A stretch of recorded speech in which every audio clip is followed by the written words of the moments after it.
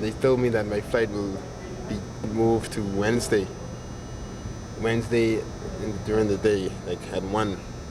So I had to stay here at night. This is my bed right here. I slept here last night. Today I think I'll go in the hotel though.